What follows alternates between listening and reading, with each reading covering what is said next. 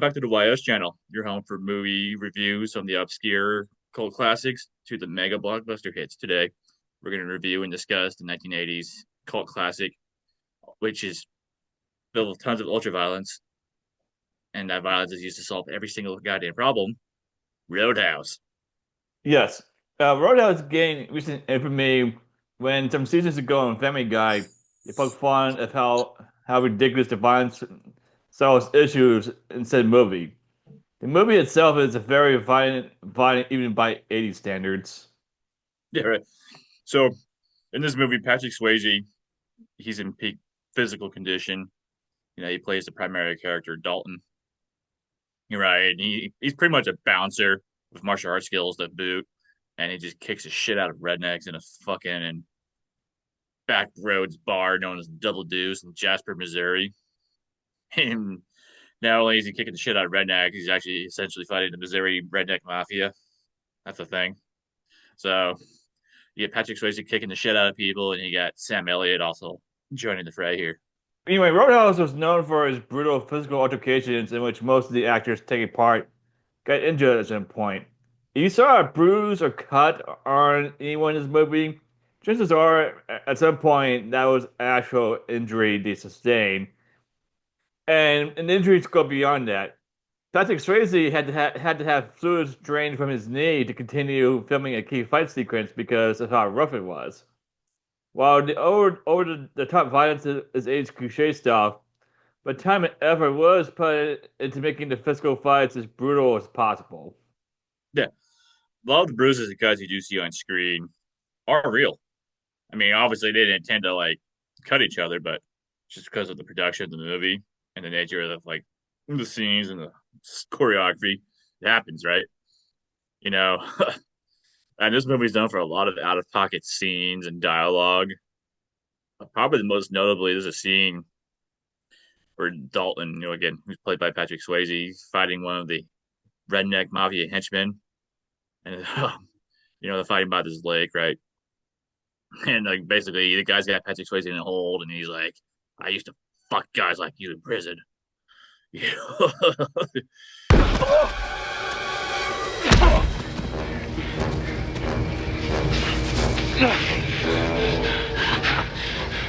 I used to fuck guys like you in prison. Oh my god! Wait! Like, hold up! Back up! Like what? Yeah, I mean, there's a lot of other crazy out of pocket clips like that, but goddamn, what a thing to script and actually say on screen. Hmm. Yes. On top of the male prison rape threats, Roadhouse features odd scenes that you probably would never see at a real bar. For example, there was in one scene, a middle-aged couple invites a man over to fondle the wife's breasts if he could pay $20. Well, he does fondle her boobs, but he does not have $20 to pay her, so chaos ensues from there. And then and then there was another scene where just some ladies are like just dancing on top of the tables, exposing their skirts. Like I'm sure this goes on at bars here and there, but the way it's depicted in Roadhouse is like it's over the top, and then they have a woman basically prancing around the nude, except for some panties, and they were seeing like it's. Roadhouse really was out there in terms of what you could get away with in an 80s movie at the Yeah, time. well, I mean, some of that's probably grounded in reality. I mean, I've never been to a bar out there in the Midwest, so maybe that shit goes on, and maybe it doesn't. I've been to bars and clubs around the world, and a lot of that shit goes on. So who's to say?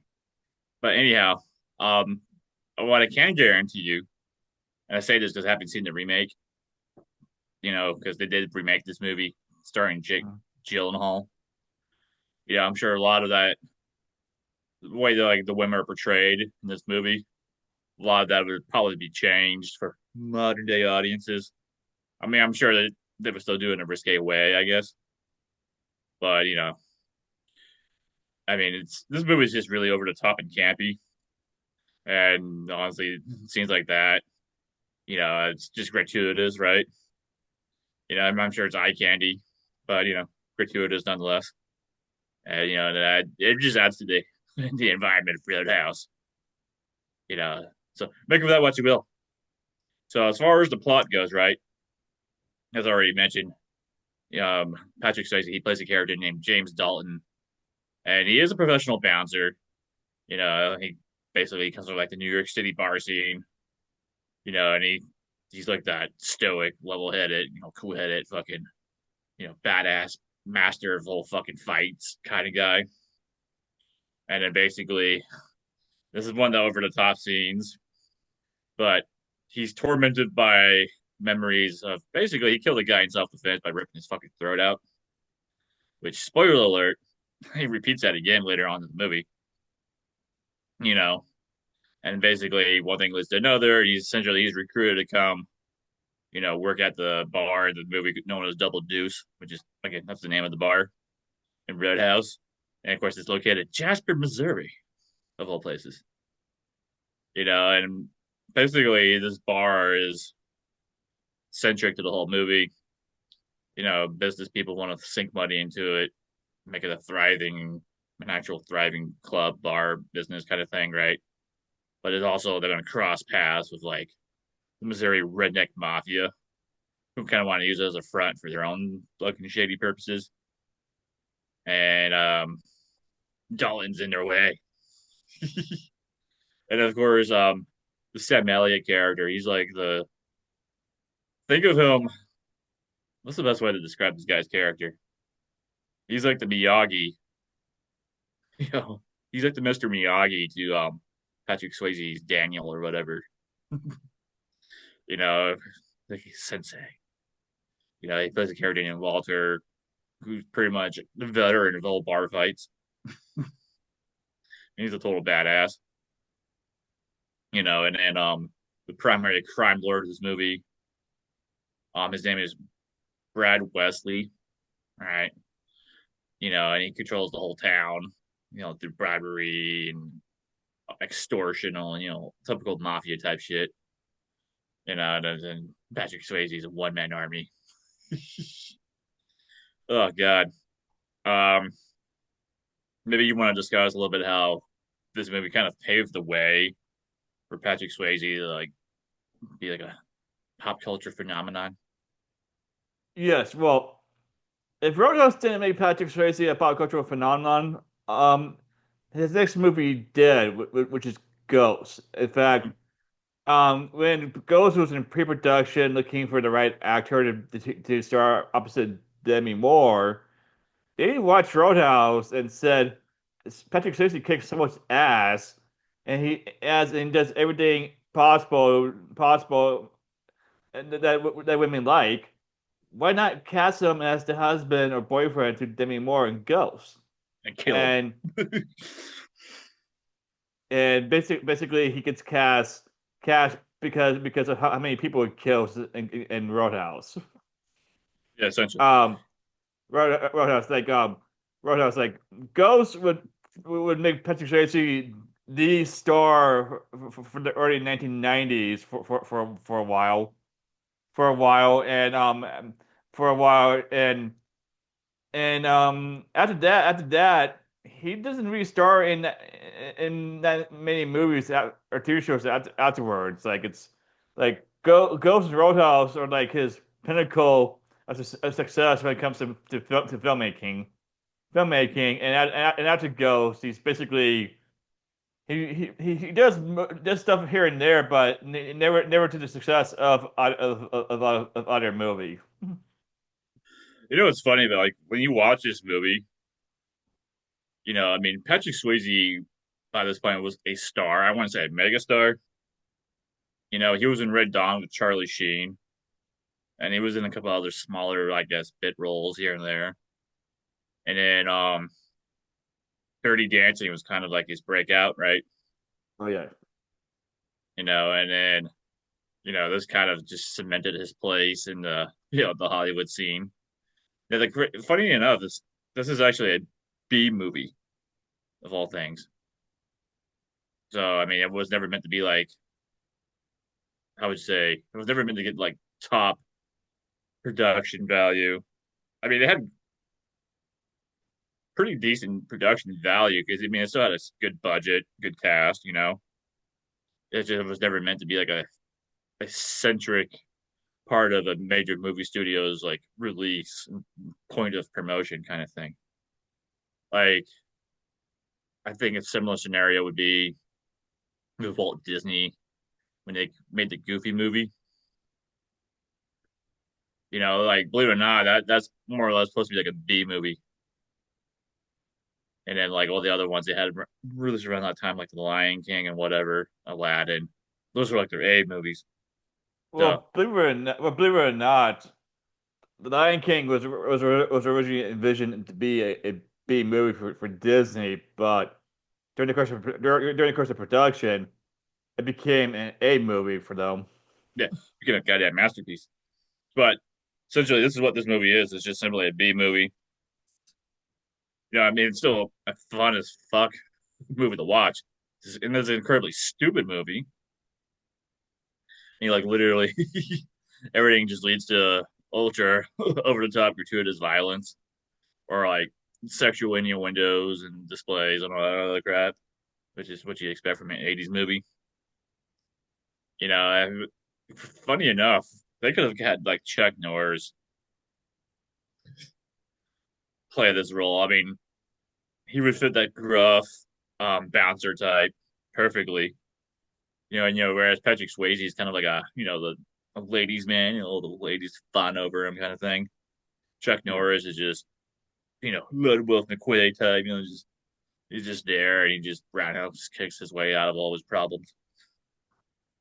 Just I don't see Chuck Norris at this time period starring when I mean this was a campy movie, all right?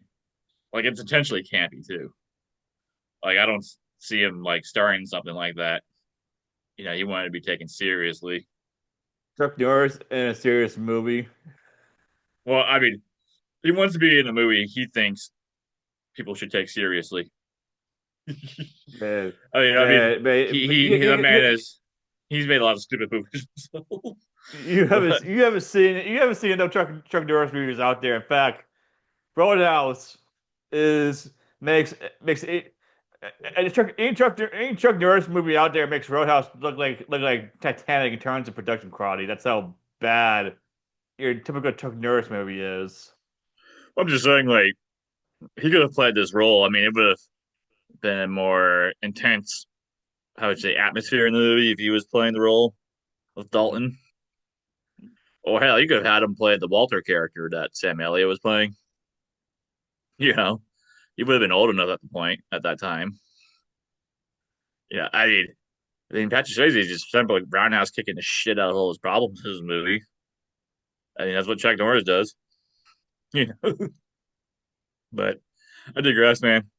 It's a fun movie. There's a scene where they pull this big ass monster truck out of the dealership, and then just goes rampaging to town. You got other like all the bar fight scenes. I mean everything's just literally set up for Patrick Swayze to just come in and just roundhouse kick someone in the fucking head and end the fucking problem right there on the spot. It's like the best way to think of the setup to the ultra violence is like watching like an episode of like WWE SmackDown or Raw. Whereas all these little backstage segments, in ring interviews, and whatever, even like guess off camera thing, well, not off camera, like things they do like off show are meant to like build up to like some ultra match later that night. They can start to show off, like you like, oh, like throw someone who's a big star now, like Braun Breaker. He's the nephew of Scott Steiner. you know, you could have like, I don't know, Paul Heyman representing another wrestler. And he's like, hey, broad, someone says you have a micropene. And he's like, and then all of a sudden, there's like at least a main event of Monday Night Raw where it's Money in the Bank. Braun Breaker destroys the fuck out of somebody. And I don't trace back to that obscure sequence. I mean, that's pretty much how Roadhouse is set up. Like, someone's like, "You look like a bitch," and all of a sudden, there's like 20 people having a bar fight. Like, what the fuck? We went from 0 to 100 in a blink of an eye here. Like, how the fuck? But I mean, it adds to the thought. This is one of those movies like it's stupid, but it's good. you know, it's like watching like Happy Gilmore. It's a stupid movie, but it's good. You pretty much said everything thing that I could think about Roadhouse. Like it's your standard over the top 80s movie. Meant for a more mature audience because there is some really grisly violence in the movie. Some nudity that's not acceptable for a typical PG-13 movie. And as you said, Patrick Swayze solves all his problems by do violence, whether it's a roundhouse kick, ripping people's throats out, or other means. And then um my favorite scene in the whole movie, for those who have not seen Roadhouse. Patrick Swayze basically storms the mansion of the main bad guy of the movie, Wesley. Like he single-handedly takes out all of his henchmen in the redneck mafia storms the guy's mansion, and and instead of like kicking his ass to the point he kills him, all the key people in town show up and shoot Brad Wesley to death. It's like one person after another, and then the final guy who shoots him sends him flying into a glass table, and that kills him. Let Patrick Swayze step aside so these people can take their shots at this guy. Like just Patrick Swayze Absolutely. just Patrick Swayze just finish the job and be the hero that he's meant to be in the movie. Yeah. Well, I mean, there you have it, man. Let's you explain why it's a fucking entertaining but stupid movie all in one sentence right there. Um, so for that out of the way, like if you haven't seen the original Roadhouse, you know, go ahead and check it out. It's entertaining as hell. I would say skip the sequel. They did actually make a direct sequel to this, and then it did also, of course, remake it with Jake Gyllenhaal, which I haven't seen the sequel or the remake. Well, And I was the remake is on Amazon Studios, I believe, yeah. or Well, I mean, Prime honestly, Video. I can see why they would attempt to remake this, Mm. but honestly, this is one of those movies where like, okay, it didn't need a sequel, but okay, it did well enough to justify it. But then they waited too damn long to make the sequel because I think it came out sometime in the early 2000s, if I recall correctly. So, um, yeah, and then it didn't even feature Patrick Swayze or Sam Elliott or pretty much anybody of the original cast, if I recall. But other than that, you all have to check out the movies for yourself. We highly recommend you watch the original Roadhouse. You know, and if you're bored on a you know Wednesday night, grab your DVD or VHS, or if you have a bootleg torrent stream of it, watch it there and enjoy. Until the next time, thank you for tuning in for our movie reviews and discussion. Drop a like and subscribe. We always greatly appreciate it. Later. The people. I knew stop recording.